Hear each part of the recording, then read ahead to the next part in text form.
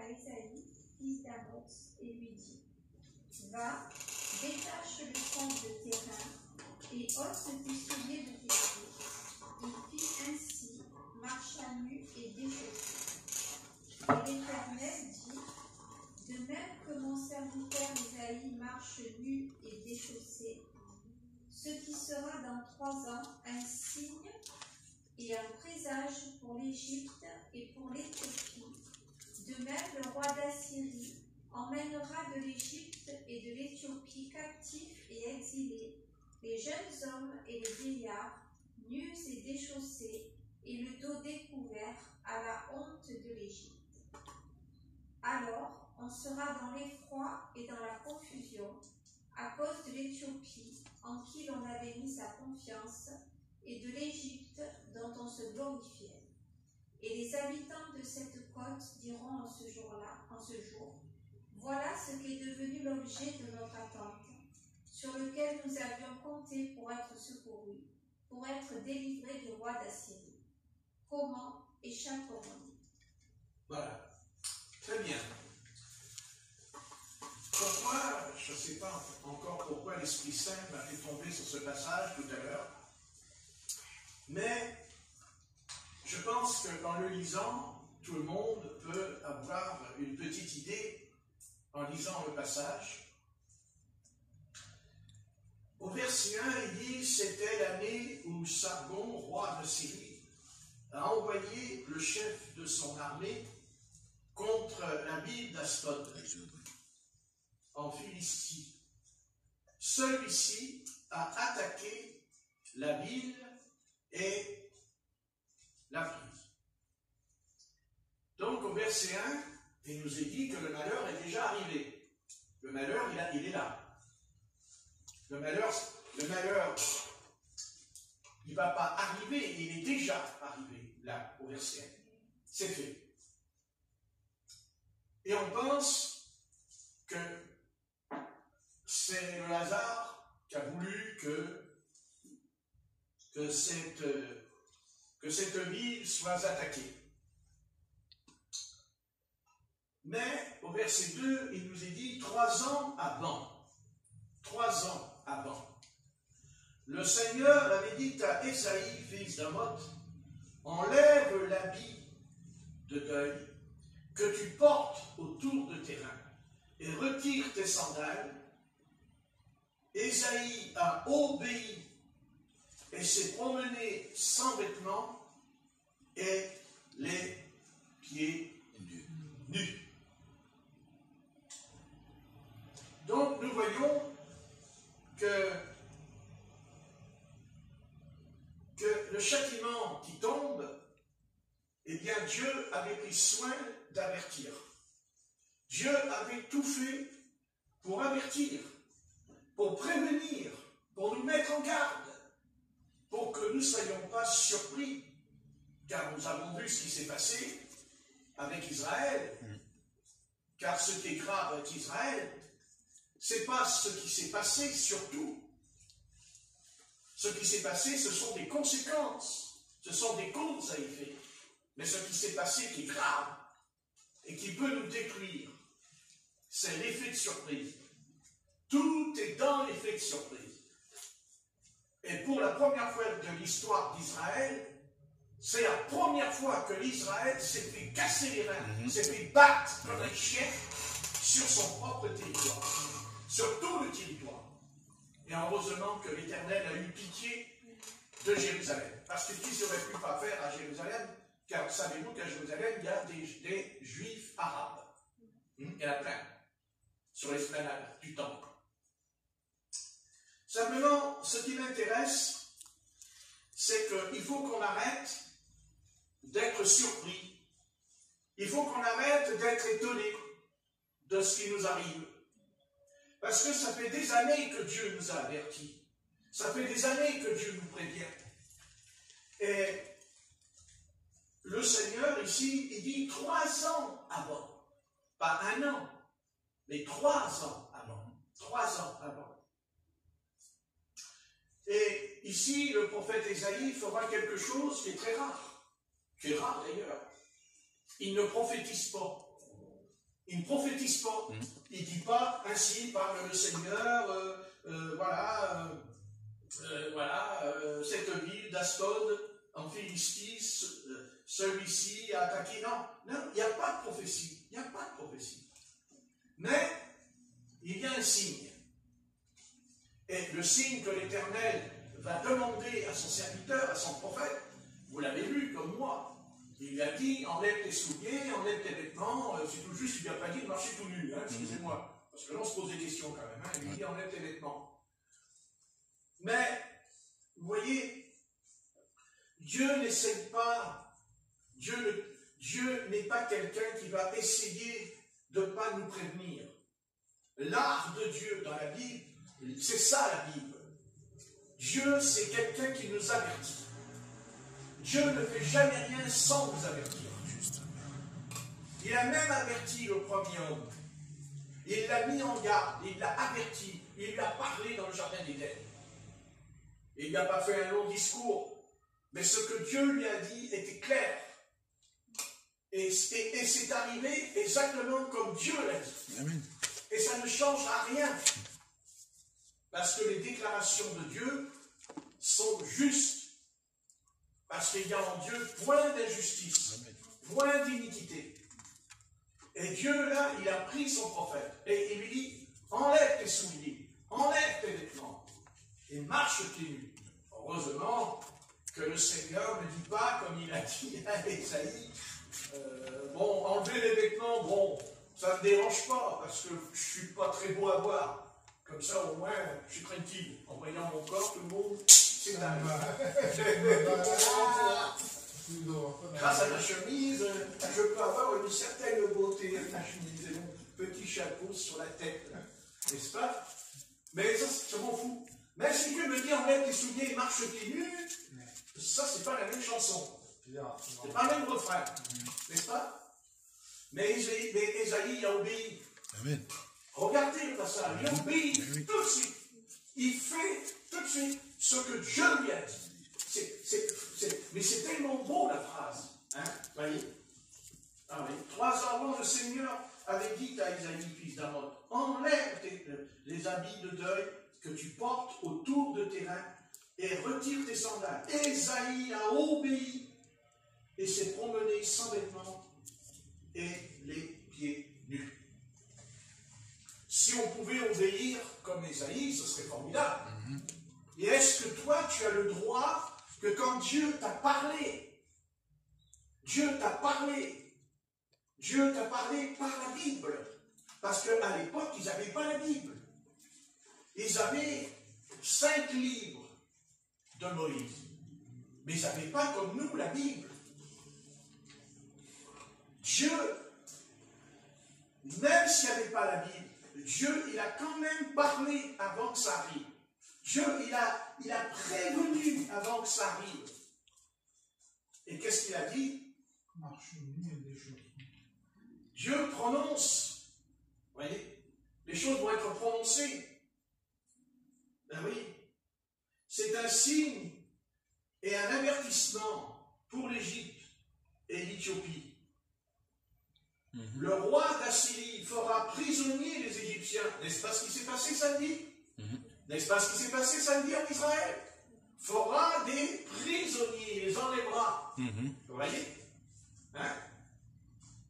Le roi d'Assyrie fera prisonniers les Égyptiens et déportera les Éthiopiens. Il emmènera les jeunes et les vieux sans vêtements. Parce qu'ils sont partis sans leurs vêtements. Pieds nus. Pieds nus. Ils ont été enlevés pieds nus. Ils ont marché pieds nus. Et moi, je suis tombé tout à l'heure dessus en priant dans ma chambre, sur ce passage. Mais c'est pas ça qui est pire. C'est que là, le passage nous avertit que ça va être de pire en pire. Ça va empirer, ça. Ouais. Ça va empirer. Parce qu'il y a un ennemi. Il faut comprendre qu'il y a un ennemi. Et bien sûr, l'ennemi, on peut le voir sous 2 faces différentes. La première, on peut voir l'ennemi comme les Palestiniens, qui sont les ennemis, pas seulement les ennemis d'Israël, sont l'ennemi de l'humanité. Parce que les Palestiniens, le mot palestinien, ça veut dire Philistin. Ça veut dire les Philistins. Et les Palestiniens, les Philistins, c'est un peuple qui n'a pas de pays. Il n'a pas de pays. Les Philistins n'ont pas de pays. C'est le seul peuple au monde où ils n'ont pas de pays. Ils n'ont pas une terre. Et c'est pour ça qu'ils attaquent les autres peuples. Parce que ce sont des brigands, des voleurs. Et ils s'emparent, ils prennent ce qui ne leur appartient pas. Et aujourd'hui, ils veulent voler la terre d'Israël. Ils veulent prendre la terre d'Israël. Ils veulent s'emparer de la terre. Parce qu'ils n'ont pas de terre. Parce que la bande de Gaza, ce n'est pas leur terre. La bande de Gaza, ça fait partie du promis, le pays de la promesse. C'est le pays de la promesse. Si Dieu n'a pas voulu que la bande de Gaza soit complètement consacrée à lui, c'est parce que les enfants d'Israël, au temps de Josué et dans le livre des juges, ils n'ont pas obéi. Comme le prophète, il obéit. Dieu lui a dit, enlève tes souliers, enlève tes vêtements. Et aujourd'hui, si le peuple d'Israël se trouve dans une tragédie terrible, il ne faut pas dire seulement, ah oui, mais le monde n'aime pas les Juifs. Les Arabes n'aiment pas les Juifs. Bien sûr que c'est vrai. Mais il faut, alors si on n'est pas aimé, alors on a besoin de quelqu'un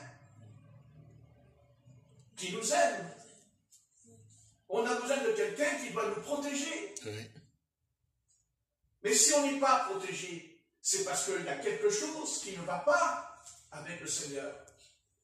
C'est parce qu'il y a quelque chose qui ne va pas. Et au lieu de pleurer sur son sort, comme ils le font depuis 3-4 jours, au lieu de voir les peuples là faire des discours, et vas-y, les discours, mais qui est-ce qui aura le courage de dire à Israël? Qui aura le courage de dire, Israël, tu es dans le péché. Israël, tu pèches contre Dieu. Tu vis dans le péché.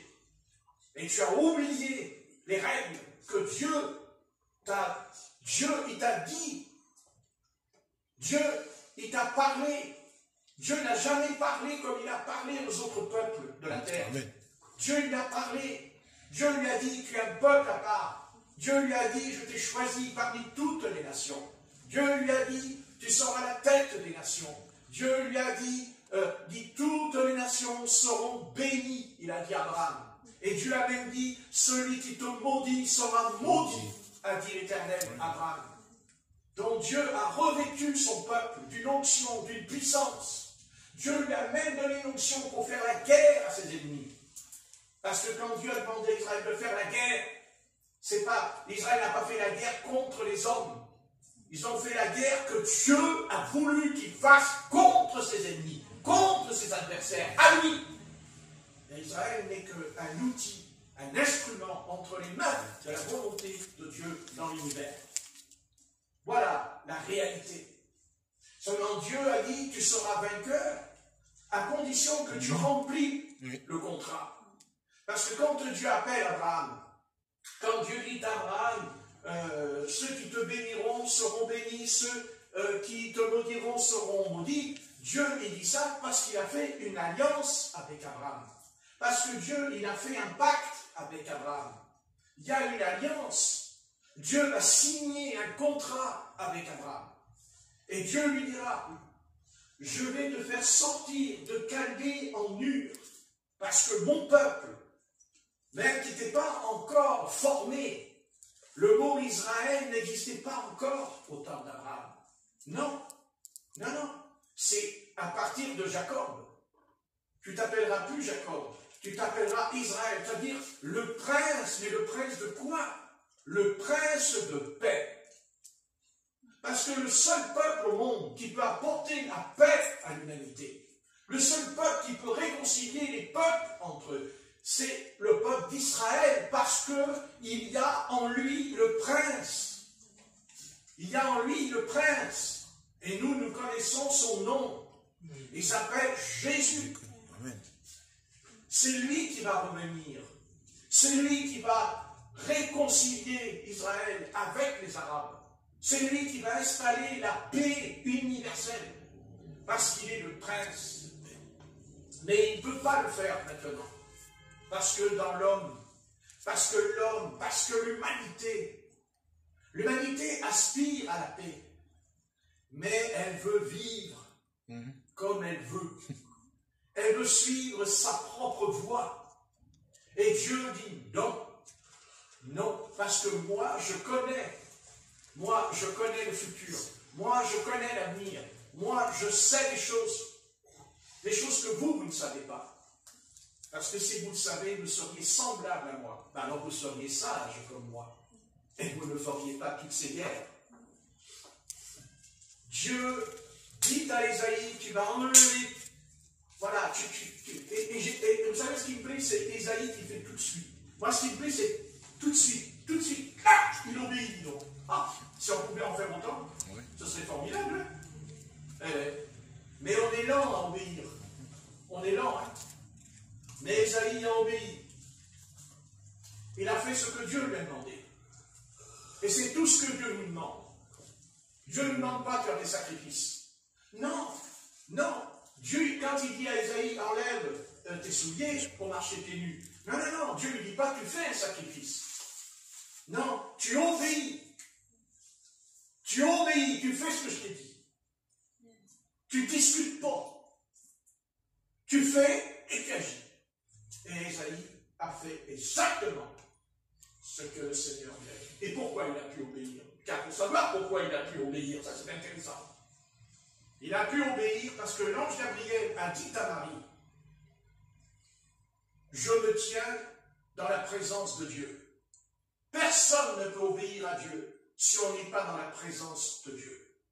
On ne peut pas. Pour obéir à Dieu, il faut rentrer dans sa présence. Il faut rentrer dans son esprit.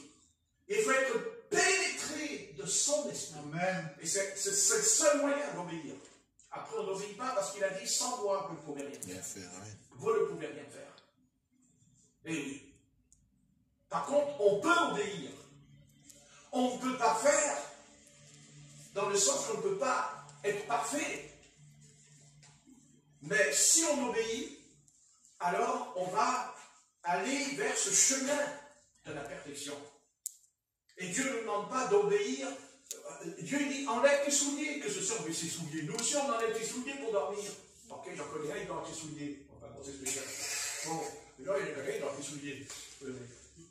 Il a peur de se salir les pieds en dormant.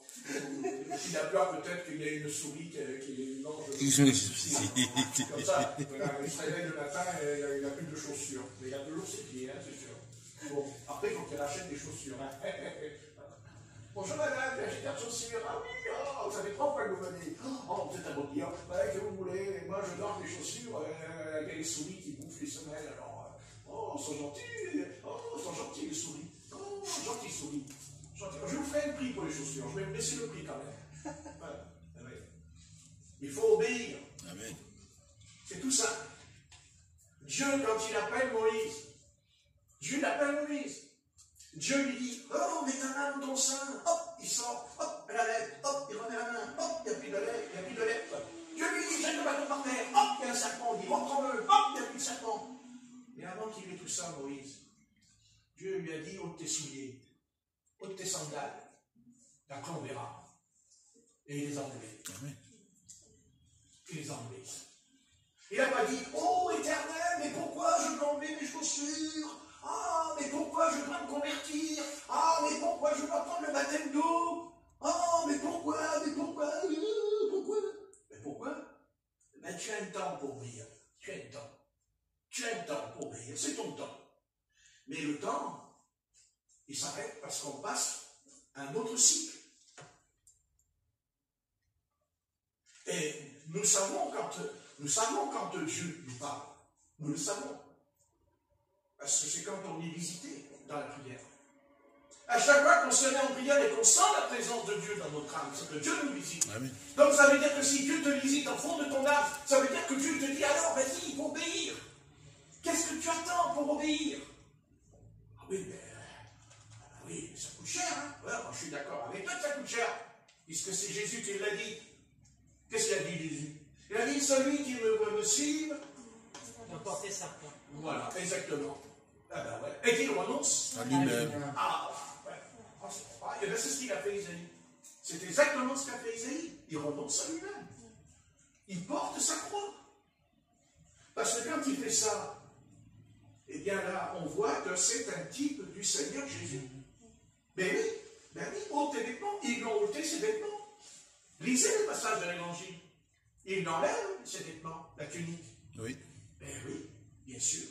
Et si vous croyez qu'ils ont mis des sandales pour monter à Golgotha, moi j'y crois pas. Hein. Moi je crois plutôt qu'il a marché pieds nus, vous voyez, hein. Et même plus, ils ont mis des clous dans les pieds. Vous voyez ce que je veux dire? Ah oui, ben, c'est ça le christianisme. Ah, le christianisme. Ah non, le christianisme, c'est pas ça. Non, le christianisme, c'est comme ce que j'ai vu hier dans la vidéo. Il y a eu à Paris le grand mouvement évangélique dans tout Paris, avec des grands bus, avec des grandes affiches sur les bus. Jésus te sauve, Jésus revient, et il dansait comme ça dans la rue, dans tout le monde. Oh Jésus, et là il faisait ça. Oh Jésus, oh Jésus, oh Jésus. Alors, les journalistes ils rigolaient. C'est rigolo. Ben, si vous croyez combien Jésus en rigolant, montrez-moi dans la Bible un pécheur qui a péché devant Dieu et qui va venir comme ça, levant les bras en l'air, en disant Dieu, non. Ça vaut le Dieu. Non. Non, on vient à Dieu.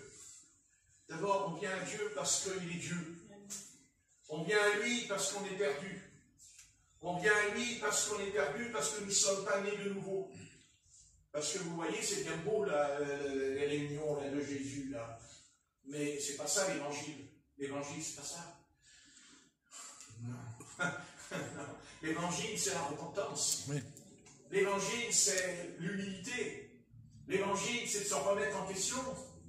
Et surtout, l'évangile, c'est d'être régénéré, d'être un nouvel homme.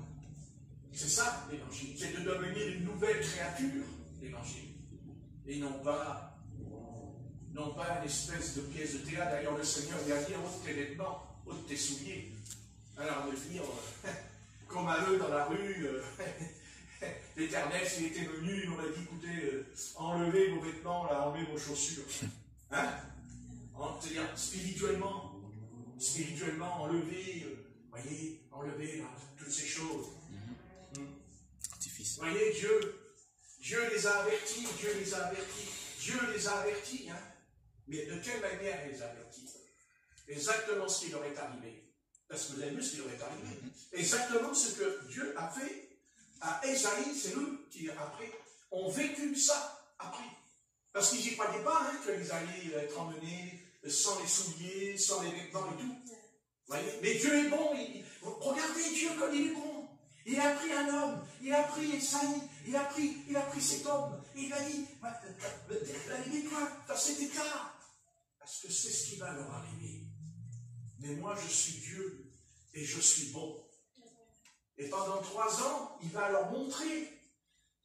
Il ne va pas prophétiser Dieu, il ne fait pas des prophètes, il prend un homme, il dit, enlève les souliers, enlève les vêtements, et quand il marche dans la rue, je dis, regardez cet homme, c'est mon serviteur, c'est ce que vous allez devenir.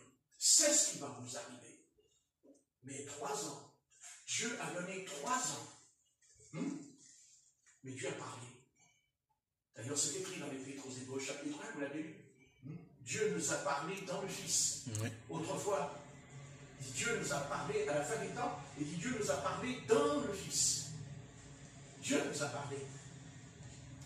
Israël dit, ah, quand est-ce que Dieu va nous parler? Lis l'évangile et Dieu te parle. Dieu te parle.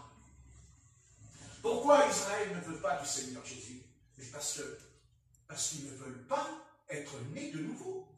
Ils ne veulent pas changer. Ils ne veulent pas changer. Ils veulent garder leur religion, le judaïsme. Ils n'en veulent pas. Et cette bande de chrétiens n'est pas à la hauteur. Non, non, et non, non, non. Pour amener Israël à la hauteur, il faut que nous soyons à la hauteur. Mais plus que encore. Plus que.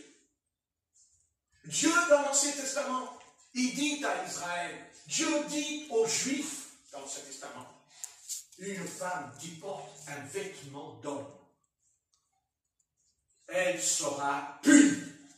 C'est pire. Alors on va dire, ah mais oui, ah mes frères, on n'est pas autant, ah ouais, mais maintenant c'est pas pareil. Mais j'en ai rien à faire, c'est pas pareil. Quand Dieu dit, enlève tes souliers, Isaïe dit pas, ah mais oui, mais c'est pas pareil. Non, il les enlève, il obéit.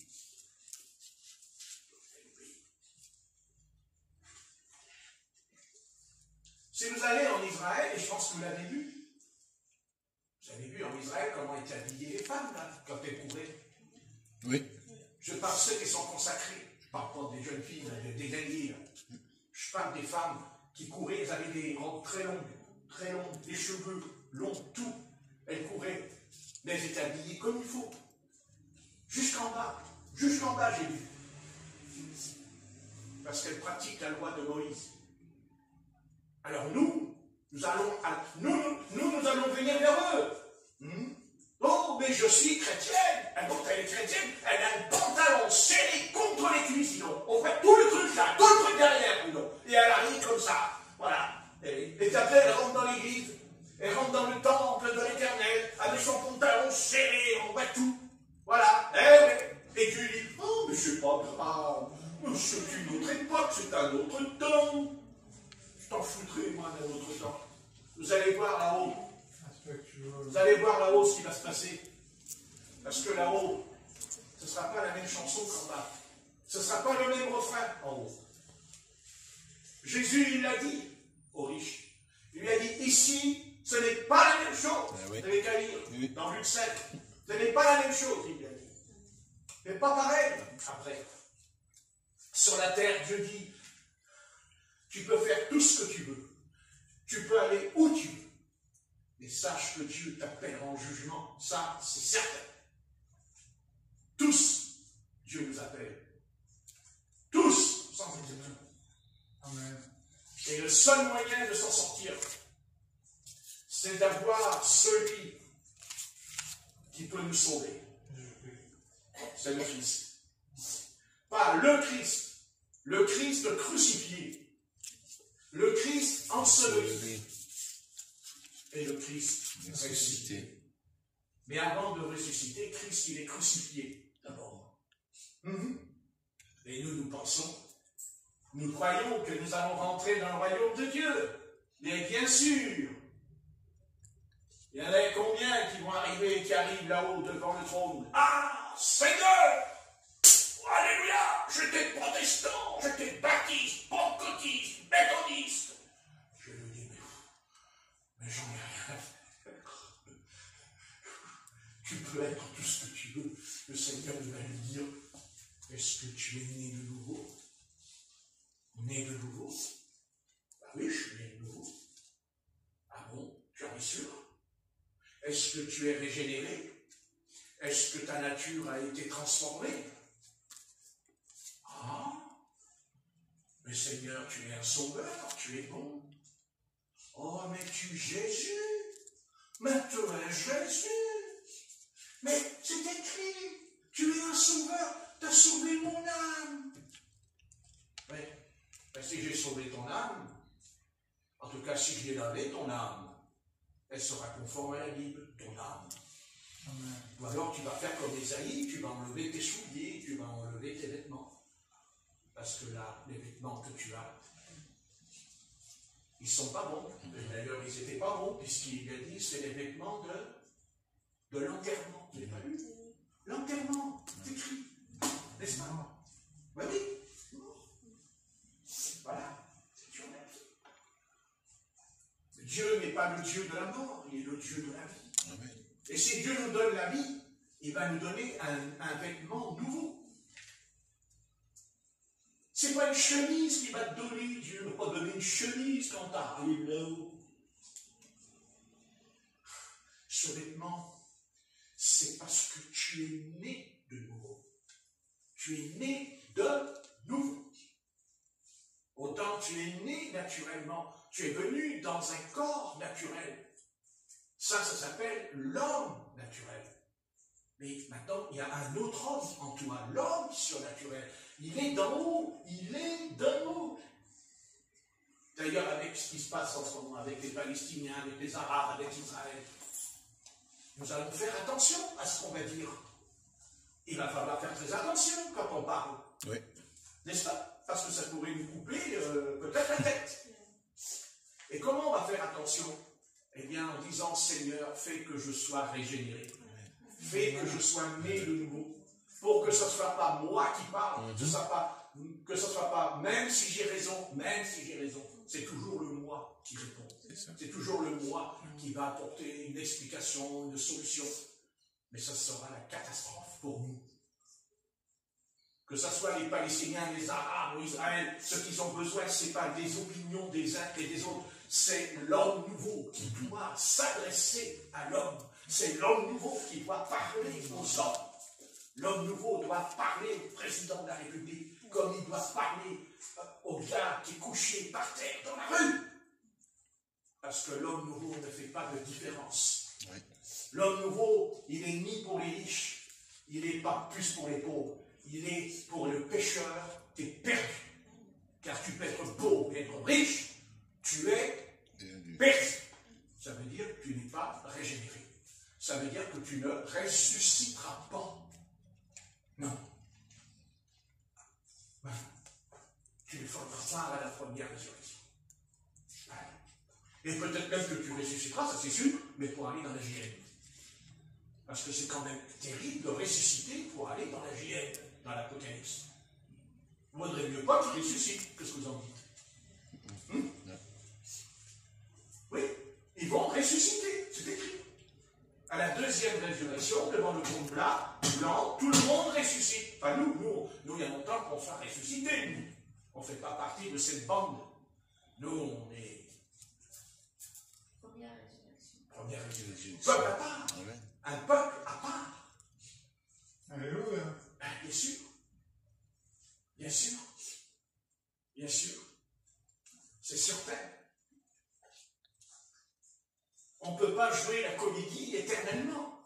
On ne peut pas avoir deux façades. On ne peut pas avoir... D'ailleurs, ça coûte cher. Écoutez, vous voulez que Dieu vous parle. Vous avez en face de vous le peuple d'Israël aujourd'hui. Il vous parle. Il vous parle. Il vous parle. Il vous parle. Il vous parle. Il vous parle de ce que Dieu a dit dans ce livre. Que si tu vas dans le péché, tu mourras. C'est tout. C'est exactement ce qui se passe. Israël ou pas, juif ou pas juif, toi, tu es dans le péché et tu mourras. C'est comme ça. Quand Moïse n'a pas voulu circoncire son fils, dans la nuit, il dit que l'Éternel a attaqué pour le tuer. Oui. Et si Séphora n'avait pas eu le réflexe de prendre une pierre qui était un genre de couteau pour circoncire son fils, Moïse, il allait de l'autre côté. Et pourtant, Dieu lui a dit, il va en Égypte. Et délivre mon peuple. Mais quand la nuit, il a désobéi, Dieu a attaqué Moïse. Il a attaqué Moïse. Et Dieu lui a dit, va en Égypte. Dieu lui a dit, va en Égypte, libère Israël.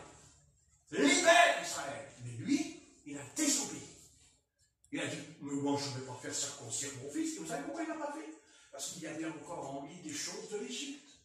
Car il a vécu en Égypte pendant 40 ans. Vous voyez, il y avait encore des restes.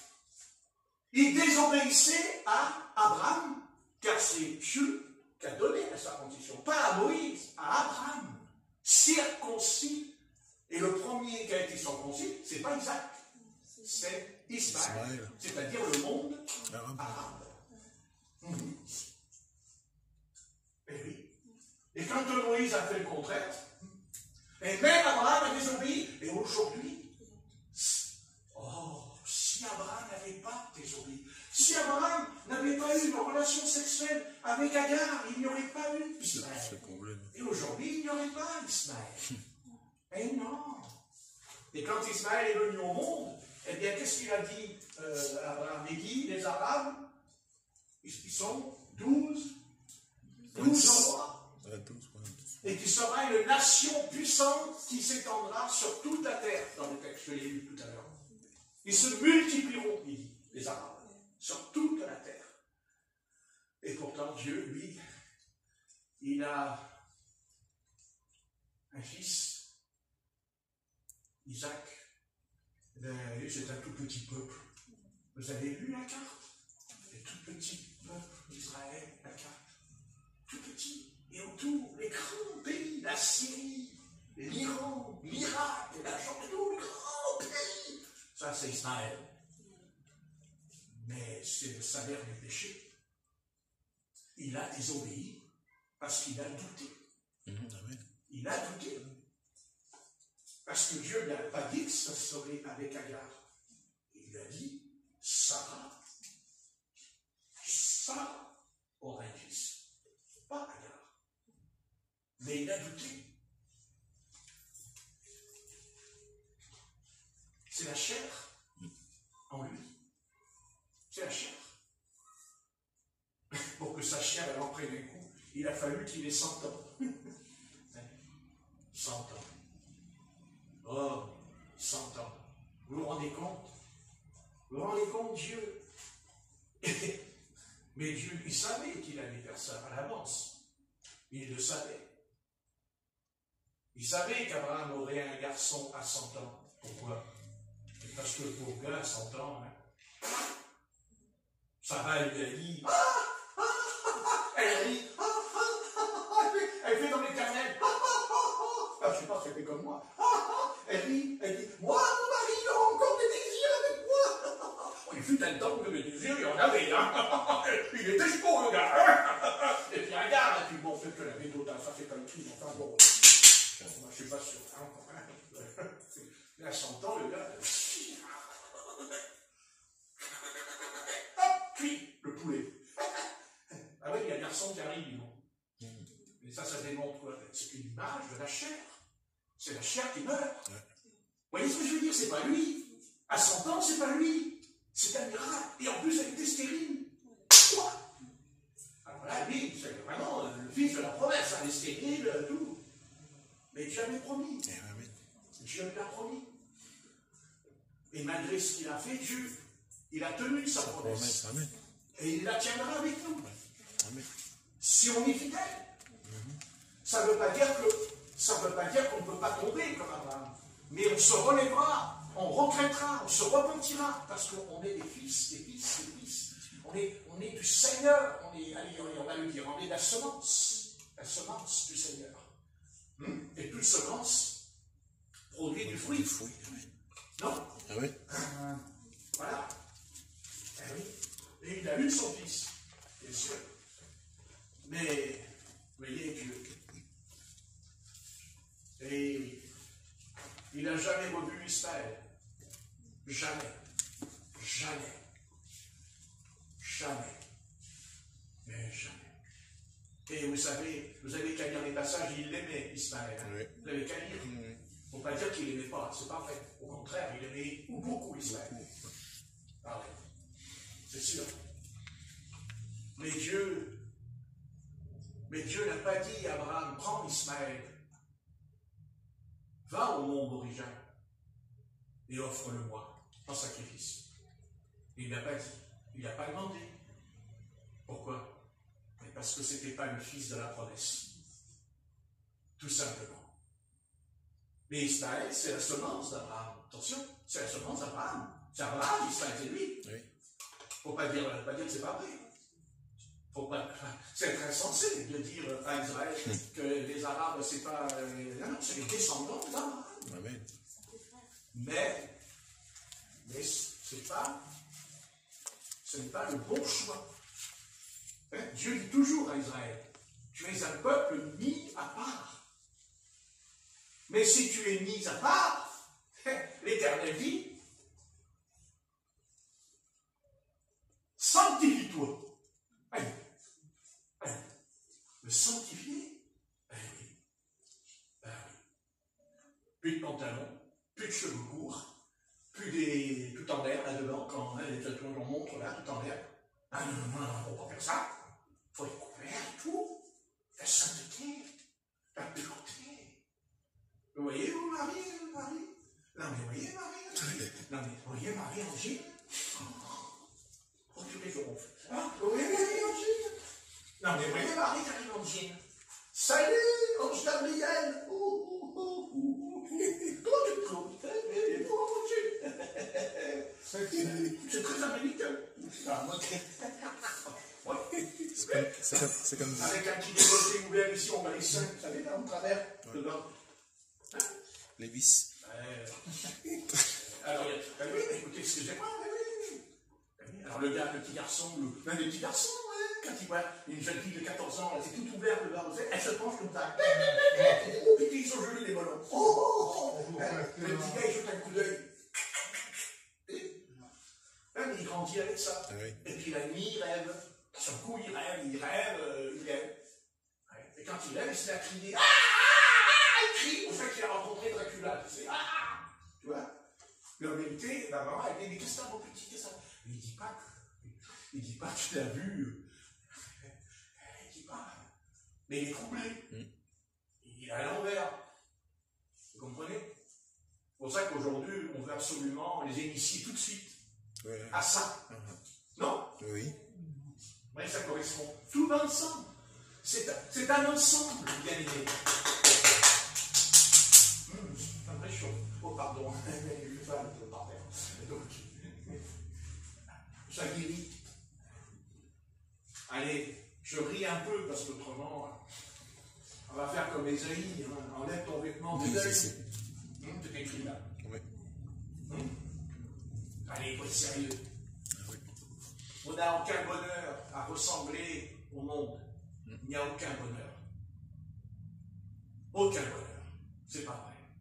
Parce que quand on voit dans quel état il est le monde, franchement, non mais franchement, hein, Comme bonheur, comme avantage en rien. faites ce que Dieu vous dit. Si Dieu vous dit enlève tes souliers, tu les enlèves. Mais si vous ne l'avez pas dit, ne les enlevez pas. Et puis, commencez pas à faire comme l'autre, quand Jésus lui dit, le si ton bras est une occasion de chute, coupe-le. Ben, moi, j'ai connu un frère, à l'Assemblée de Sébastopol, il l'a fait. Ben oui. Ben, si, non, c'était grave. Ben oui, il s'était coupé le bras, le frère. Oui, il avait lu dans la Bible, il se coupe le bras. Oui. Pas bien, mais... Ben, il n'est pas bien, ça dépend ce qu'il faisait. Ouais, c'est ça. Allez savoir. Allez savoir. On ne sait pas. Peut-être qu'il avait couché avec des prostituées, le frère. Donc il s'est dit, je me coupe le bras. Vous voyez? Moi, je vais couper le zizi. Autre chose. Pas le bras. Parce que le bras, j'en ai besoin pour manger. Pour travailler. Mais le zizi, on n'en a pas besoin. Non. Ah non, là, on fait comment? On peut uriner. On urine par le nez. Oui, bien sûr. Écoutez, quand on se bouge, ça sort pas peut-être. Vous n'avez jamais pensé que ça sort là? Hein? Et puis c'est embêtant. Hein? Ah, c'est embêtant. Il faut presque 1h30 de réunion pour que ça se calme. Ouais, ça se calme un peu dans la réunion. Vous voyez? Heureusement qu'il y a plein de millions de personnes qui m'écoutent comme Billy Graham, parce que l'Assemblée, au bout d'une heure, il n'y a plus personne avec moi. Mais c'est rigolo, mais si on prêche comme ça, c'est qu'il y a aussi peut-être des choses, car on ne peut pas parler comme ça s'il n'y a rien. C'est qu'il y a des choses qui ne vont pas. Et même si vous ne le faites pas, peut-être que Dieu aussi peut vous mettre en garde quand vous les rencontrerez. En disant, ouais, mais je suis bien quand même ici. Oh non, c'est pas triste, c'est pas bien. Oh bah non. Oh bah non, faut pas faire ci, faut pas faire là. Oh là là, à chaque fois que je viens,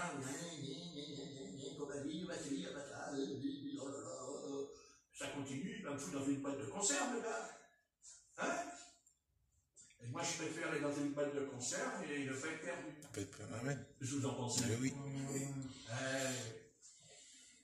Parce que la boîte de conserve, c'est peut-être 70 ans, 80 ans, mais après, c'est l'éternité. Non? C'est ça qu'il faut penser dans la sagesse de Dieu, l'éternité. Alors faisons ce que le Seigneur nous dit. Si le Seigneur il a dit ça, toi aussi tu t'as dit ça. Comment tu dis? Et comment je vais savoir? Parce que c'est écrit dans la Bible. Parce que c'est écrit dans ce livre. Et que tu fais comme Ésaïe, tu fais comme Moïse, tu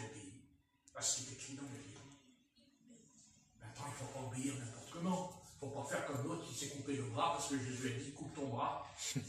C'était spirituel. C'est spirituel, mais parler spirituellement. Il fallait couper le péché. Voilà, qu'est-ce que vous voulez? La Stéphanie, elle rigole avec vous. Elle a pris au mot. Stéphanie, elle va rentrer chez elle, elle va dire, mais maman, oh là là, maman. Patrick m'a dit de me couper la jambe. Je vais le prendre dans le coupeau. Ah, mais moi, je ne l'ai pas dit.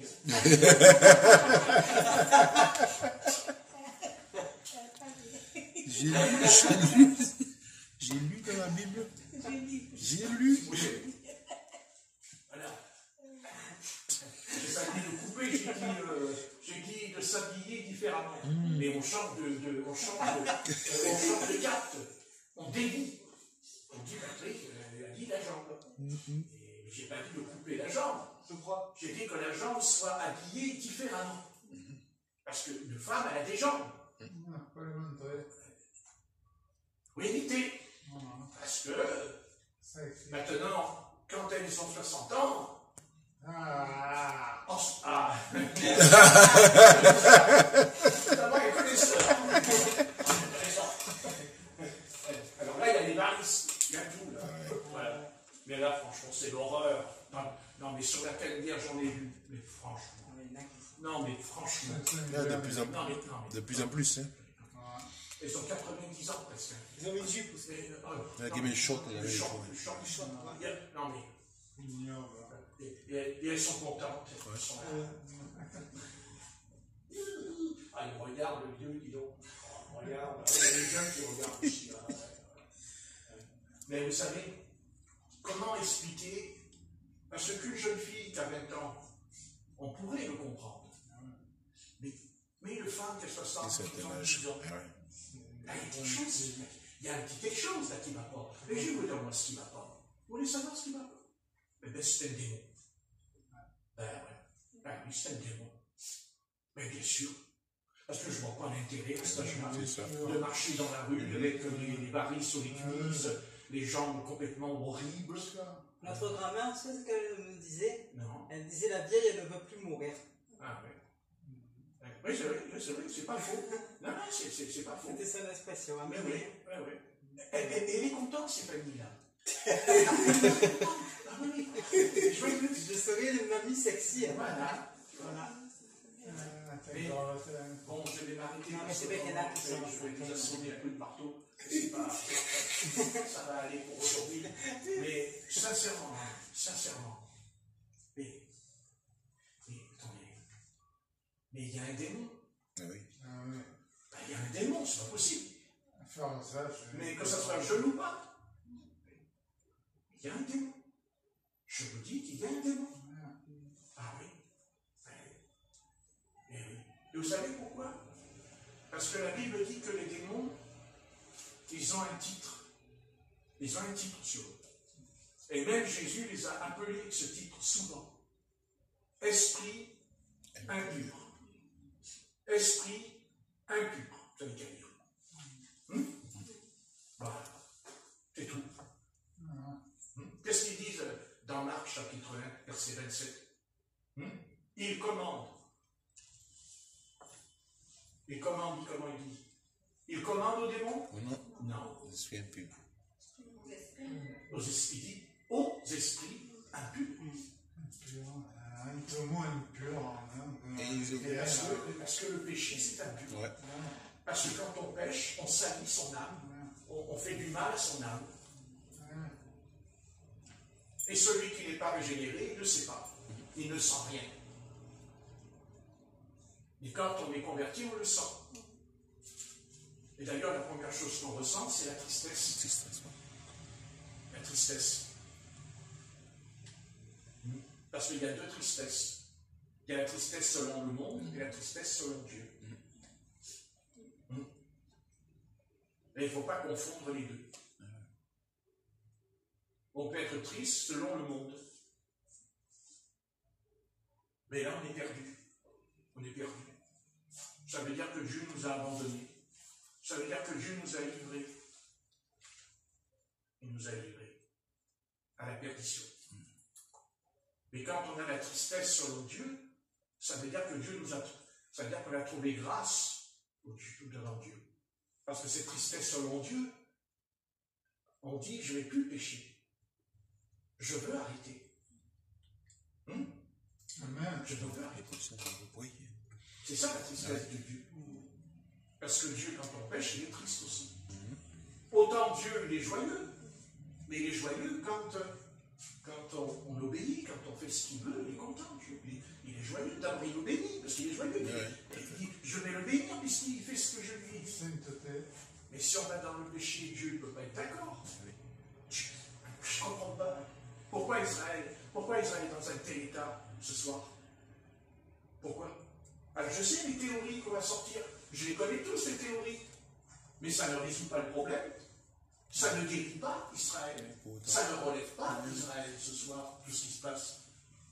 Tout ce qu'ils racontent sur les plateaux, soit pour être contre elle, ou pour la défendre, mais c'est pas là le problème d'Israël. C'est pas ça qu'Israël a besoin d'entendre, c'est de savoir si les Américains vont leur donner des munitions, ou des tanks, ou des avions. C'est pas ça qui résout le problème. Le problème d'Israël, chaque fils d'Israël, ton problème, ben, c'est d'abord de reconnaître que ton sauveur est venu chez toi. Et que l'apôtre Jean a dit, ils n'en ont pas voulu. Vous avez écrit ça? Oui. La lumière est venue chez les siens. Et les siens n'en ont pas voulu. Voilà le remède. Voilà le remède. Parce que quand on est malade, on va voir le docteur. Non. À votre avis, on va voir le docteur, oui ou non? Et pourquoi on va voir le docteur? Mais parce qu'on souffre. Parce qu'on a besoin qu'il nous sorte de cette ornière dans laquelle on est. Il te soigne. Et le peuple d'Israël, ce soir, il n'a pas de médecin. Il a la loi. C'est-à-dire, il a le judaïsme, sa loi. Mais il n'a pas le divin médecin. Il n'a pas le docteur. Quand Nicodème, il a voir Jésus la nuit, parce qu'on pourra dire tout ce qu'on veut, ce Nicodème. On pourra dire, oui, il a été voir Jésus la nuit, parce qu'il ne voulait pas que les pharisiens le sachent, parce qu'il avait peur d'être persécuté. Vous croyez que c'est vraiment ça? Moi, je ne crois pas. Moi, je crois que Nicodème, il a été voir Jésus parce qu'il avait soif. Il a été voir Jésus parce qu'il voulait des réponses. Mais il a eu la réponse qu'il ne s'attendait pas. C'est évident. Enfin non. Et croyez que Jésus allait lui expliquer des choses, comme le font les rabbins. Parce que les rabbins, eux, ils en expliquent des choses sur la Bible. Ça y va, les discours. Oh, les trucs, les noms en hébreu, je suis fermé, que j'en ai à foutre, moi, de leur nom en hébreu, quand ils parlent. Si je suis perdu, ça me sert à rien. Je n'ai pas besoin. Mais pour Dieu. Moi, j'ai besoin, voilà. Ouais, c'est Jésus. Jésus de Nazareth. Le Fils de l'homme. N'est-ce pas? Amen. Qu'est-ce qu'il nous chante avec toutes ces histoires? Allez, Israël, viens au pied de la croix. Viens à Golgotha. Viens exactement ce que nous avons fait, et nous ne sommes pas juifs. Mais on peut te dire, Israël, sans être enseigné comme tu l'es enseigné depuis des siècles, nous, on a été sauvés en une minute. On ne s'en rappelle pas le jour où on a eu cette expérience. Mais ce soir, nous, on sait ce que le Seigneur a fait en nous. On ne connaît pas la Torah comme eux, c'est vrai. C'est vrai qu'on ne se balance pas comme ça. Quand ils enseignent, ils font comme ça. Vous savez, comme ça ils font. Vous nous voyez, nous les chrétiens, comme ça toute la journée. Comme ça dans le plafond. Hein? On n'a pas besoin. On a besoin de venir à Jésus. Non, mais pas le Jésus des évangéliques ou des pentecôtistes. Je n'en veux pas. Je n'en veux pas. Moi, je veux le Jésus qui est dans l'évangile de Jean, de Matthieu, de Luc et de Marc. C'est-à-dire le Fils de l'homme. Parce qu'on dit toujours le Fils de Dieu. Mais on a oublié que c'est le Fils de l'homme. Jésus. C'est-à-dire qu'il est humain. Jésus. Contrairement à ce qu'on croit. Ben oui. Il y a un tel point que même le Seigneur, à nous, chrétiens, Le Seigneur nous a parlé par rapport à Jésus et il nous a parlé par rapport à Israël. Et qu'est-ce qu'il a dit, Jésus, au sujet de la fin des temps? Il a dit, quand vous verrez le figuier refleurir, ah, quand vous verrez le figuier refleurir, quand vous verrez le figuier, c'est Israël, le figuier. Mais qu'est-ce que dit le Christ? Il dit alors, le Fils de l'homme est à la porte. Alors, il est à la porte ce soir. Parce que là, le figuier, il est en train de mûrir, là, pendant que je prêche. Les événements qu'il y a en ce moment dans le Proche-Orient, ça a été écrit des siècles et des siècles. Ben oui. Ben oui. En tout cas, il y en a un, il date de plus de 2000 ans. C'est quand Jésus il est assis au bord du temple, sur la pierre du temple, le mur, il s'assoit sur le mur et dit, il n'en restera pas pierre sur pierre. Il dit, les disciples, ils disent, qu'est-ce qu'il raconte? Même les pharisiens, il dit, je détruirai ce temple. Il a dit, en 3 jours. En 3 jours. En 3 jours, il a fallu 47 ans, 46 ans pour le reconstruire. Et lui, il nous dit qu'il va détruire le temple en 3 jours. Ils ne comprenaient pas qu'il leur parlait de l'Église et le corps de Christ. Vous voyez, on a beau être juif, on a beau avoir la Torah, on a beau être dans les grandes écoles et tout, ça ne sert à rien. Parce que Dieu, il nous a répondu, Dieu il nous a donné la solution. D'ailleurs, il n'a pas donné qu'à Israël. Dieu a donné la solution au monde entier. Dieu a donné la solution aux enfants. Il a dit, le royaume de Dieu appartient aux petits enfants. Vous voyez, Jésus, c'est pas n'importe quoi. Jésus, c'est celui qui vous dit, je suis le pain descendu du ciel. Je suis le pain, je suis le manne. Et il dit à Israël, vos pères ont mangé le pain qui est descendu, mais ils sont tous morts dans le désert du Sinaï. Mais moi, celui qui mangera ce pain ne mourra jamais. Mais il faut être fou. Il faut être fou pour dire non. C'est ce qu'a fait Israël. Et il le fait encore ce soir. Et ils le font encore. Ne croyez pas qu'ils sont d'accord avec nous. Ne pensez pas que les Juifs sont d'accord avec nous. Ne croyez jamais ça. Ils détestent Jésus. Ils haïssent Jésus. Mais nous l'aimons tellement. Nous l'aimons. Ah, qu'est-ce qu'on aime Jésus. Mais parce que nous, Jésus, il nous a sortis de la forge du péché. Amen. Et il nous a sortis de la boue. Mais eux, ils ne sont pas dans la boue. Ah non. Ah, ils sont supérieurs. C'est le peuple de Dieu. C'est le peuple de Dieu. Et il ne nous arrivera à rien. Et Dieu nous protège. Eh bien, Dieu ne nous protège plus. Parce que la barrière, elle est partie. Qu'est-ce que dit le Seigneur au sujet d'Israël? Il parle quoi? D'une clôture. Il dit, j'ai mis une clôture. Mais il dit que la clôture va être brisée. Eh bien, voyez, elle est brisée, la clôture. Ben oui. Ben oui. Il y a encore heureux qui va revenir. Mais quand il revient, dans quel état sera l'humanité?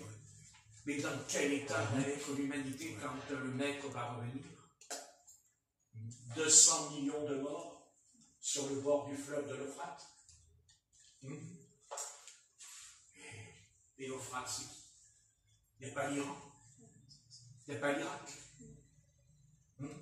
On ne parle pas de cette fameuse bataille qu'il va y avoir sur le fleuve de l'Euphrate. Vous n'avez pas lu ça dans l'Apocalypse, le fleuve de l'Euphrate? Ou que toutes les armées vont venir.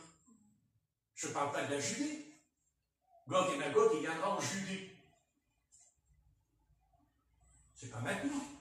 Là, c'est pas la Judée, le conflit. Ça n'a rien à voir.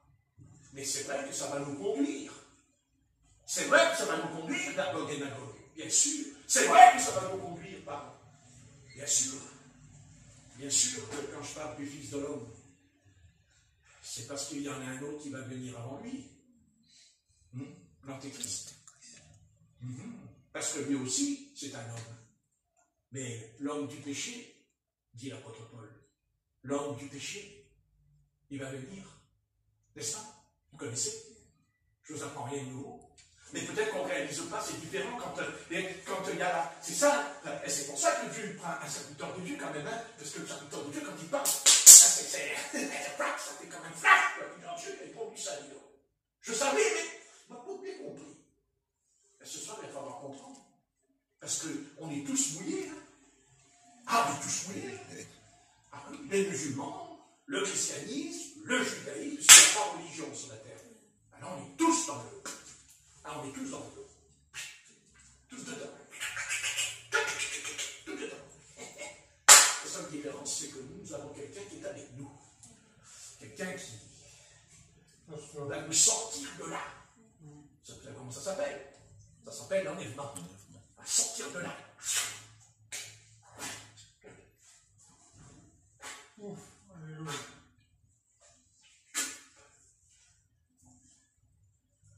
Mais à une condition, veillez et priez, car vous ne savez pas à quelle heure le Fils de l'homme revient, dans Luc. Mais par contre, vous savez très bien que le figuier est refleuri. Israël est retourné dans la Terre Sainte. Non pas, elle n'est pas retournée dans la Terre Sainte, non pas le 14 mai 1948, comme ils disent. Parce qu'en vérité, les Juifs sont retournés en Terre Sainte. Vous savez quand? En 1886. Les colons sont partis en 1886. Ouais. Les mensonges, vous savez, je commence à en avoir l'habitude des mensonges. Mais vous savez pourquoi Israël est maudit? Parce que Dieu avait dit Israël. C'est nous qui serions maudits, les païens, mais pas eux, mais c'est le contraire. Mais pourquoi? Eh bien, je vais vous le dire pourquoi. Parce que le 14 mai 1948, Dieu n'a jamais voulu qu'il y ait un État d'Israël. Jamais. Non, ce n'était pas la volonté du Seigneur. Ce n'est pas la volonté du Seigneur qu'Israël soit un État moderne. Ben, regardez ce qui leur arrive, si c'était la volonté de Dieu. Non. Israël n'est pas un État. Israël est un royaume. Il y a une grande différence. Car les apôtres l'ont dit au Seigneur. Quand est-ce que tu rétabliras le royaume d'Israël et non pas l'État? L'État, c'est les païens. L'État, c'est les nations. Dieu n'a jamais dit qu'Israël était une nation, Abraham. Il a dit, tu es un peuple à part. Voilà la conjoncture du grand malheur d'Israël ce soir. Et Dieu va frapper Israël. Beaucoup de Juifs vont mourir dans les jours qui viennent. Parce que Dieu ne va pas seulement détruire, il ne va pas seulement saper ce qui se passe dans la bande de Gaza. Non, il va amener à Israël en lui disant, tu n'es plus un État, puisqu'il y en aura un deuxième à côté. Israël n'est pas un État moderne. Dieu n'aime pas ce mot moderne, c'est le monde. Israël est un royaume. Et ce royaume aura un nom plus tard, le royaume de Dieu. Car il a dit, le royaume de Dieu est au milieu de vous. Quand il est venu, il a dit ça au peuple d'Israël. Vous l'avez lu 100 fois. Et là, il a même dit pire que ça. Il a dit, parce qu'il y a deux mots dans le royaume. Il y a le royaume de Dieu et le royaume des cieux. Vous n'avez jamais lu ça? Oui. Mais le royaume des cieux, ce n'est pas pour Israël. C'est nous. Les cieux, c'est nous. Amen. Ben oui, c'est nous. On est assis dans les lieux célestes. Et on va être en paix. Dans les cieux. Le royaume d'Israël, c'est un royaume terrestre, mais pas un État. Et c'est pour ça qu'Israël est frappé par le malheur ce soir et demain. Parce qu'ils veulent toujours être un État. Et Dieu n'a jamais voulu. Jamais. Parce que l'État d'Israël a été fabriqué par les sionistes qui ont collaboré avec les nazis. Dans l'histoire, c'est prouvé à 100%. Alors je ne vois pas comment il peut y avoir la main de Dieu là-dedans. Maintenant, c'est sûr que Dieu, lui, maintenant, il va faire d'Israël pas un État. Il va faire le vrai Israël. Le vrai, mais pas avec eux. Pas avec eux là maintenant. Ils vont disparaître. Mais Dieu va le faire avec un reste d'Israël. Un reste de la maison. Et pas quelle maison? La maison de Juda.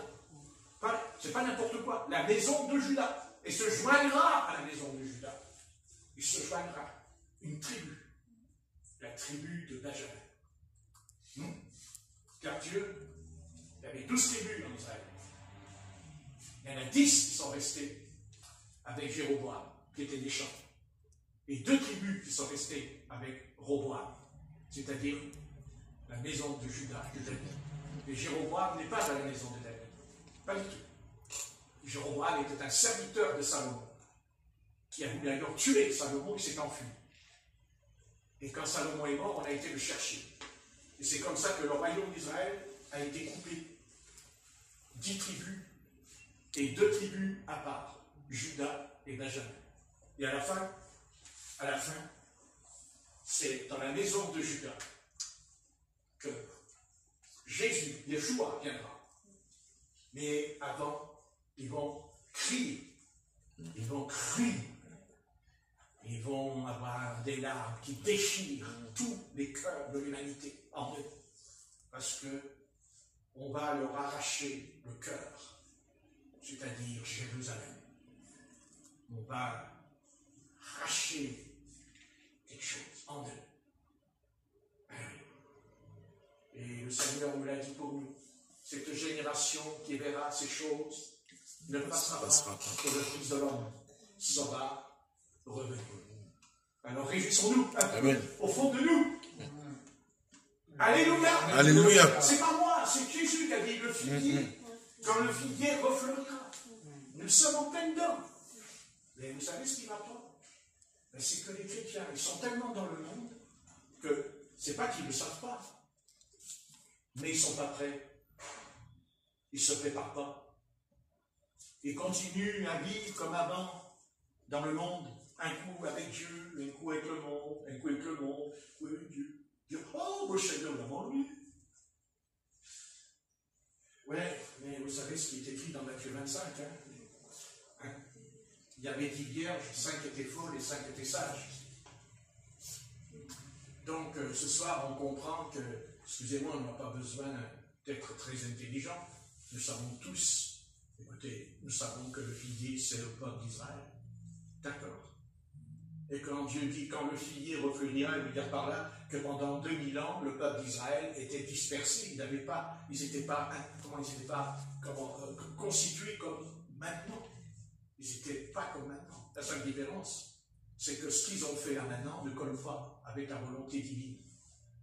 Parce que le peuple d'Israël, ça ne sera jamais un État. Et je vais vous dire pourquoi. Parce que le peuple d'Israël est composé de 12 tribus, mes amis. Et c'est dans l'Apocalypse, au chapitre 7, vous lirez. Les 144 000. 12 tribus. 6 000 de chaque tribu, c'est ça? 12 000 de chaque tribu. D'accord? Et tant qu'Israël n'aura pas retrouvé les 12 tribus, ça ne sera pas Israël. Non. Ben non. Donc vous voyez ce que Satan a fait pendant plus de 70 ans. Voilà où il a mené le peuple d'Israël à un échec, car il se croyait en sécurité. Et il a même du mal à le reconnaître. N'est-ce pas? Ils ont du mal à le reconnaître, qu'ils ne sont plus en sécurité. Ils ont cru qu'en construisant un mur, il ne risquait rien, mais le mur, il a sauté le bulldozer. Oui. N'est-ce pas? Mais pourquoi le mur, il a sauté? Pourquoi les barbelés, ils ont sauté? C'est parce qu'il y avait quoi? Une fête. Et quel genre de fête? Pas une fête d'Israël. Quand il dit une surprise partie. Surprise partie. La drogue. Ouais. N'est-ce pas? Oui. Et où ils faisaient la fête? Devant les barbelés, quand ils sont arrivés, les Palestiniens avec l'Égypte, avec des armes dessus, mitraillettes et tout tiré. Oui, ben vous savez. Pas samedi. N'est-ce pas? Et à votre avis, qu'est-ce que vous en pensez de cette fête? Est-ce que ça ne fait pas penser un peu à Moïse, au bord du Sinaï? Oui, c'est ça. Exactement. Ah? Oui. Non, à votre avis? Oui. Au pied de la montagne. Donc, qu'est-ce qu'il aurait besoin Israël ce soir? Qu'est-ce que le peuple d'Israël aurait besoin ce soir? Même l'Église d'ailleurs. Ben, elle a besoin d'un homme qui doit venir. Avant que le Fils de l'homme arrive, Dieu dit qu'il envoie un homme avant. Il envoie, comment il s'appelle cet homme? Élie. C'est qui? C'est qui? Élie. Pas Élie, pas le Élie de Jean-Baptiste qui est venu. Ah non. Dans Malachie 4, j'enverrai Élie avant le jour de l'Éternel, jour de froid et de glace. Oui, amen. Ah. Et pourquoi Dieu envoie Élie? Pourquoi? Est-ce que l'Éternel a envoyé Élie dans le Sinaï quand ils ont péché comme d'or? Élie, l'esprit d'Élie n'est pas venu encore. Il y a Moïse, mais il n'y a pas l'esprit d'Élie. Et qu'est-ce qu'il a de particulier, l'esprit d'Élie? Il ramène le peuple de Dieu vers Dieu. Et c'est ce que fera Élie avec les faux prophètes de Baal et d'Astarté. Il construit, n'est-ce pas, l'autel. Vous n'avez pas lu au temps de Jézabel? Quand Élie rassemble les prophètes d'Astarté et de Baal. Non mais là, ils ne sont pas à la fête, là. Ils ne sont pas à faire la fête, là. Non. Qu'est-ce qu'ils font? Ils reviennent à l'Éternel. Et quand ils sont revenus à l'Éternel, qu'est-ce qu'il fait, l'Éternel? Il fait descendre le feu sur l'Holocauste. Et quand le feu est descendu, qu'est-ce qu'il dit, l'Éternel? Qu'est-ce qu'il fait? Il prend un couteau. Et qu'est-ce qu'il fait, Élie, avec le couteau? Il mange un gigot, il se coupe le gigot, vous savez, la faim. Non. Il égorge les faux prophètes de Baal. 400. À lui tout seul. Ah oui. 450. 450. Et l'Éternel a dit, c'est bien, Élie. Pourquoi? Oh, mais c'est un tueur, Élie! C'est un criminel. Il a tué 450 hommes. C'est le mal, là. Oui. Oui. Seulement les prophètes, là, c'était quoi? Du poison. Ils avaient entraîné Israël à adorer Baal. Non. Oui. Et à Astarté. Non. Faux Dieu. Donc, à un moment donné, qu'est-ce qu'il faut faire? Il faut faire que des prières. Il faut faire que des repentances. Oui. Il faut se repentir d'abord. Mais après, il faut le témoignage. Oui, oui. Il ne faut pas recommencer, parce qu'autrement, on va passer sa vie à se repentir. Ah oui. On va toujours se repentir. Ah oui. On se repent, les prophètes de Baal, on les laisse en vie. Comme ça, ils conduisent les enfants après qu'ils vont naître vers Baal. Donc, s'ils vont vers Baal, ils vont pas vers l'Éternel. C'est évident. On a besoin de faire des études de théologie, l'académie. Non. Dieu dit à Élie, tu as rétabli l'autel. Pour qu'on ne puisse pas t'accuser que le feu, ça a été inventé, alors il m'a dit, mets de l'eau, tout autour, mets de l'eau, hein? Comme ça on verra qu'on ne triche pas. Vous voyez? Au moment où le feu est descendu sur l'autel, parce que ce feu, il avait deux solutions, ce feu, deux solutions bien aimées. Soit ce feu, il aurait consumé les enfants d'Israël, les aurait tués. Mais ce feu a fait le contraire. Parce qu'ils se sont repentis. Alors c'est le contraire. Ce feu, il s'est retourné contre les prophètes de Baal. Parce que le couteau, car moi je ne vois pas comment un homme avec un couteau peut tuer 450 personnes. Il dit qu'il les a égorgés au torrent de Cédron. Égorgés. Oui. Ben oui. Ben, vous voyez, ce que je vais dire, ça va vous choquer. Je sais. Mais c'est l'un ou l'autre. C'est l'un ou l'autre. C'est ce qu'on a vécu samedi, qui est d'ailleurs le jour du Shabbat pour les enfants d'Israël. Vous voyez, c'est l'un ou l'autre. Mais là, ça a été du mauvais côté. Mais il y a aussi des raisons. Si je prends une voiture et que je monte dans ma voiture et que j'ai bu une bouteille d'alcool, qu'est-ce qui va se passer? Dans le mur. C'est la seule image que je peux donner ce soir. Enfin, je ne sais pas s'ils m'écouteront, je ne sais pas, on verra. J'espère que dans ma simplicité, peut-être qu'ils vont se dire, tiens, celui-là, il n'est pas en train de pleurer sur Israël, pour Israël, c'est l'homme Israël, ceci, cela. Non. Ben non, je ne pleure pas sur Israël. Quand il n'y a pas d'amour. Mais ils en ont de l'amour, eux, pour l'Éternel. Ils en ont de l'amour, eux, pour Jésus. Et moi, je leur dis, avec tout le respect,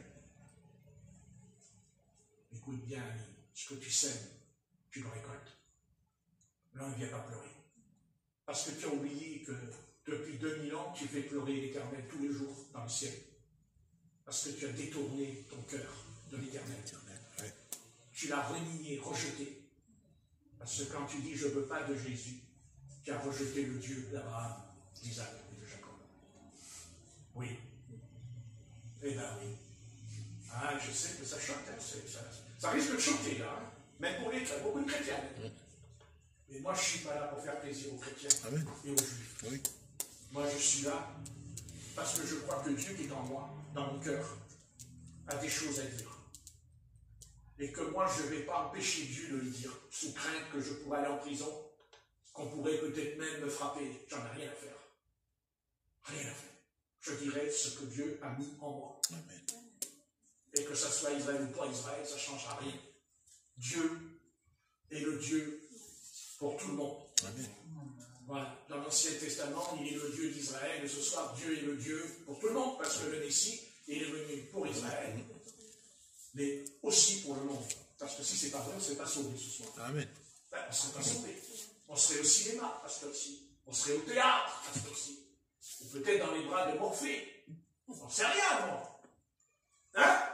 Personne ne sait pas. Oui. Qui vous dit que ça n'était pas au Seigneur, on ne ferait pas le pitre dans un lit avec une prostituée. Non? Ben, on n'en sait rien. Eh bien, vous voyez, le Seigneur, il nous a épargnés. Mais non, mais pas de truc quand même. Mais je ne fais pas ça. Ben non, mais quand même. Ben ouais, mais on n'est déjà pas capable d'obéir aux toutes petites choses. N'est-ce pas? Alors, allez. J'en ai rien à foutre des manières. J'en ai rien à foutre. Voilà. Pas les manières, les belles mots, j'en ai rien à cirer. Ça sort et ça sort. Amen. Après, c'est au Saint-Esprit de convaincre. Évidemment, moi je ne peux pas convaincre, c'est le Saint-Esprit qui convainc. N'est-ce pas? De péché, de justice, mais aussi de jugement. Chacun son style. Et moi, je n'ai pas de style. Moi, je suis un laveur de carreaux. Mon métier, c'est laveur de vitres.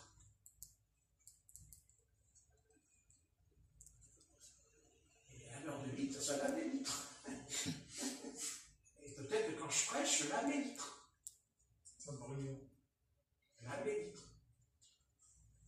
Parce que Moïse avait un métier. Paul avait un métier. Jean avait un métier. L'apôtre Paul était peseur de tente. Je suis laveur de vitres. Donc je prends mon bouilloire, je le trempe dans l'eau, je mets du palmolive dessus, et je le fais. Et après je laisse la vitre comme ça. Les gens ils me donnent 50 €, et puis je lave la vitre, et je laisse tout sur la vitre. Le palmolive, l'eau, ah mais madame, voyez, j'ai lavé les vitres. Regardez, j'ai mis du palmolive. Ça lave les verres, ça lave bien les vitres, le palmolive. Puis je m'en veux. Non, je prends la raquette, et j'enlève tout. Et quand j'ai fini, vous savez ce qui se passe? Et j'ai plein de mouches qui viennent se cogner contre la vitre. Très vite. Ouais. Oui. Ouais, c'est classique. Tout de suite. Se cogne comme parce que c'est faux. Oui. Ils font pas la Vous différence. savez pourquoi? Parce que ça va vous étonner. Ben, sachez que l'impur est attiré vers le pur. Mais oui, c'est certain même. C'est pour ça. Ne croyez pas que les démons n'étaient pas attirés. Au contraire. Au contraire, regardez avec Jésus comment ils se comportaient avec Jésus, les démons. Ils auraient tellement voulu que Jésus les pardonne. Vous ne croyez pas? Si. Oh oui.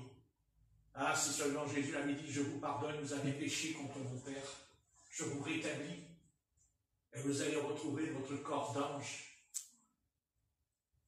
Mais non, ce n'est pas possible. Nous, oui, mais pas eux. Mais non. Vous allez dire, mais pourquoi?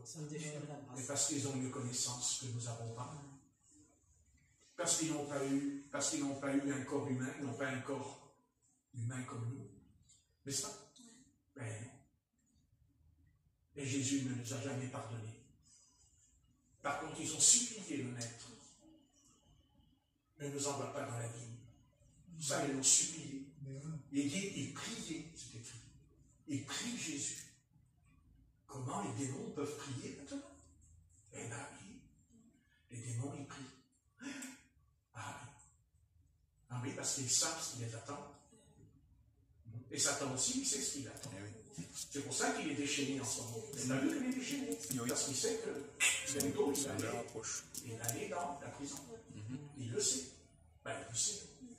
Ben, attendez, s'il ne le sait pas, il n'est pas Satan, alors. Il le sait. Mais, en même temps, il veut toujours s'opposer. Il résiste. Il veut montrer que non.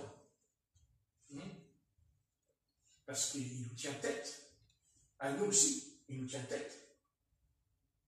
Mais nous aussi. Ben, nous aussi. Oui, combat. Nous aussi. Bien sûr, ça n'empêche pas que nous avons aussi des faiblesses, on a aussi des souffrances. Mais il ne pourra jamais détruire notre esprit. Jamais. Jamais. Jamais. Non. Jamais. Dès l'instant que vous vous mettez en prière, je vous dis qu'au bout d'un quart d'heure, il y a la présence du Seigneur qui descend. Et si ça ne vient pas, vous dites le sang de Jésus. Le sang de Jésus. Le sang de Jésus. Le sang. Le sang. D'ailleurs, Israël, avec toutes les fêtes, puisque là, ils ont fêté la fête, samedi, de Sukkot, 50 ans, et ils ont été frappés à mort. Et pourquoi? Parce que leur fête, elle n'est valable qu'à une seule solution. Il n'y en a qu'une. Le sang sur les linteaux des portes. Le sang sur les maisons. Et comme il n'y a plus le sang, puisque les sacrifices ont cessé, puisque le temple a été détruit. Mais s'ils avaient voulu, ils n'avaient plus besoin du temple, puisque le Seigneur a dit, je détruirai ce temple en 3 jours. Mais eux, ils pensent que là, ils vont le reconstruire. Mais le Seigneur, il a dit non. Son temple, c'est notre corps. Il n'a pas dit que c'est les murs. D'ailleurs, ils vont refaire le temple, là. Mais qui va rentrer dedans? Yeshua? Non. Non. L'Antéchrist qui rentre dedans, qui s'assoit. Et qui dira, je suis Dieu. Ben voilà. Vous voyez? Si j'étais dans le plan de Dieu, alors pourquoi l'Antéchrist qui rentre dans le temple, c'est le plan de Dieu? Pourquoi? Déjà l'ennemi, là maintenant, il est rentré dans la terre. Et bientôt, il va s'asseoir dans le temple. Mais ça, ils ne savent pas encore. Parce que ça, ils ne savent pas encore. Eux, ils pensent qu'ils vont construire le temple parce qu'ils disent qu'il y a le Mashiach qui arrive. Mashiach. Oui, Mashiach. Hein? C'est ça qu'ils disent. Oui. Les rabbins, là, sur le cul. Mais alors pour eux, ben non, c'est pas là. Ben non, c'est pas lui qui va venir. C'est l'Antéchrist, dis donc. Zut alors. Mais qui va se faire passer pour lui. Ne l'oublions jamais. Qui va se faire passer pour lui. Ça n'a rien à voir avec Hitler. Ça n'a aucun rapport. C'est un problème religieux, c'est un problème spirituel qui va venir. Puisqu'il séduira tous les peuples, il séduira il va séduire tout. Il faudra qu'on ait une dose d'onction pour ne pas tomber dans le piège. Mais Dieu nous la donnera. Amen. Ne vous inquiétez pas. Dieu vous la donnera, cette onction. Il va vous la donner, il a une puissance qui va venir. Vous ne l'avez pas pour l'instant, c'est pas l'heure. Mais la puissance, elle va descendre. comme dans l'Église primitive, comme à la Pentecôte. La puissance, il dit, un vent impétueux est rentré dans le bâtiment. Et le vent, la puissance de Dieu va. Je ne peux pas vous expliquer, c'est d'un coup, ça m'a soufflé d'un coup là. Et ça en vous. Et cette puissance, hop, elle vous emmène vers l'eau. Eh bien oui. Amen. Puissance Saint-Esprit, amen. Ça oublie. Hein.